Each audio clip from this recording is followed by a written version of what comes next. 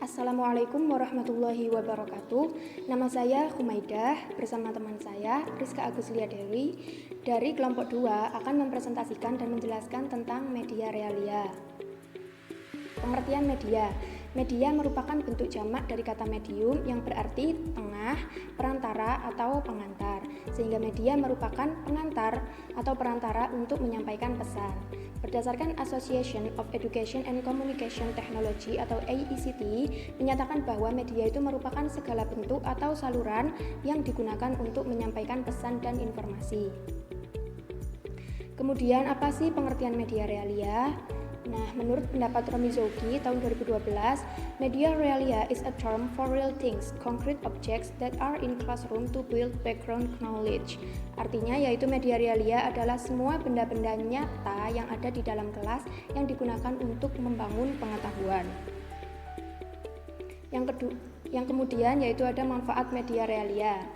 Pertama, ada memperjelas penyajian pesan agar tidak terlalu bersifat verbalistis dalam bentuk kata-kata tertulis atau lisan belaka.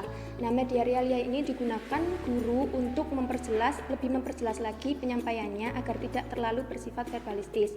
Kalian pasti pada merasakan kan kalau seorang guru cuma menjelaskan dengan lisan atau dengan kata-kata tertulis itu pasti kalian tidak paham kan? Sama seperti saya lebih paham jika seorang guru itu menjelaskan dengan bukti-bukti atau media yang nyata atau dengan gambar-gambar. Kemudian yang kedua, manfaatnya adalah mengatasi keterbatasan ruang, waktu, dan daya indera. Kemudian yang ketiga, penyampaian pesan kepada anak itu akan lebih mudah dipahami jika dengan menggunakan benda nyata. Media realia dalam pembelajaran biologi.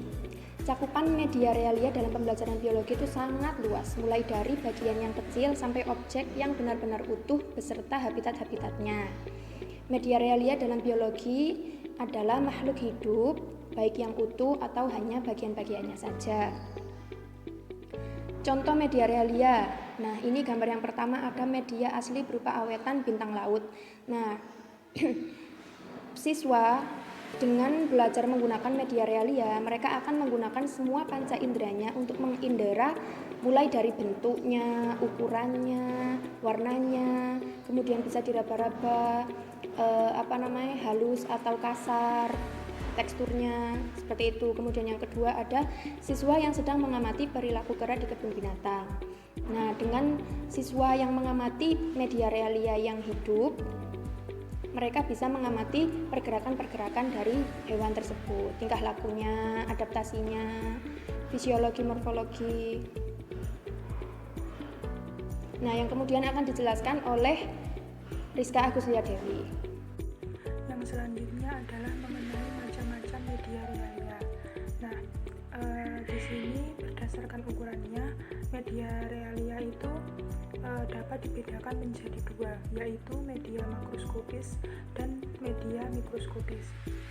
Lalu, apabila dikelompokkan berdasarkan pada keutuhan, maka juga dikelompokkan menjadi dua kelompok, yaitu media yang menampilkan satu atau sekelompok individu utuh dengan media realia yang hanya menampilkan bagian tubuh dari individu tersebut. Nah, lalu jika didasarkan pada kondisinya, media asli atau media realia itu dapat dikelompokkan menjadi media segar dan media awetan. Lalu contoh-contoh media segar. Nah, media segar itu contohnya adalah tumbuh-tumbuhan yang masih segar, kemudian hewan juga termasuk bagian dari media segar. Media segar itu berarti merupakan media yang langsung disiapkan dan dipakai saat media tersebut masih benar-benar alami. Nah, contohnya itu seperti tadi ada tumbuhan, kemudian berbagai jenis hewan.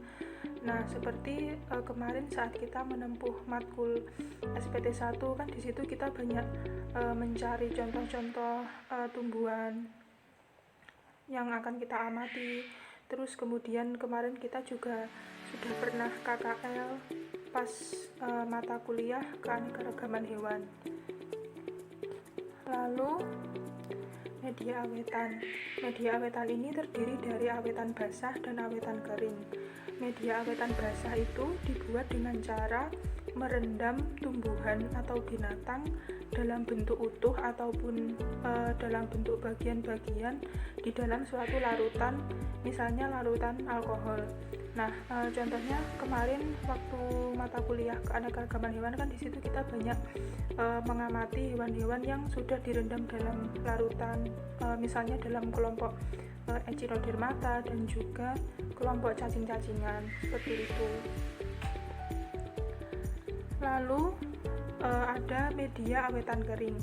Nah, media awetan kering ini dibuat dengan cara mengeringkan tumbuh-tumbuhan atau binatang atau bagian-bagiannya baik dengan pengawet ataupun tanpa pengawet. Nah, contohnya itu kalau tumbuhan dalam bentuk herbarium sebagai salah satu media awetan kering, kemudian ada kerangka ikan sebagai media awetan kering juga.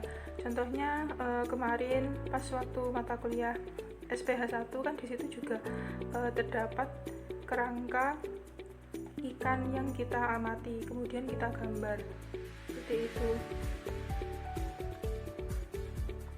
Nah, di sini ada contoh video pembelajaran yang menggunakan media realia. Nah, di sini dicontohkan salah satu pembuatan media realia, yaitu pembuatan herbarium atau mengawetkan tumbuhan.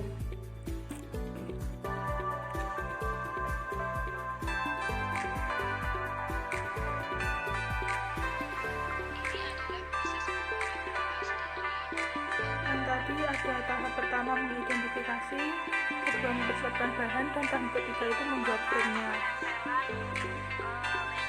Untuk tahap keempat ini tahap proses pembuatan secara keseluruhan. Misalnya di sini terlihat menempelkan tumbuhan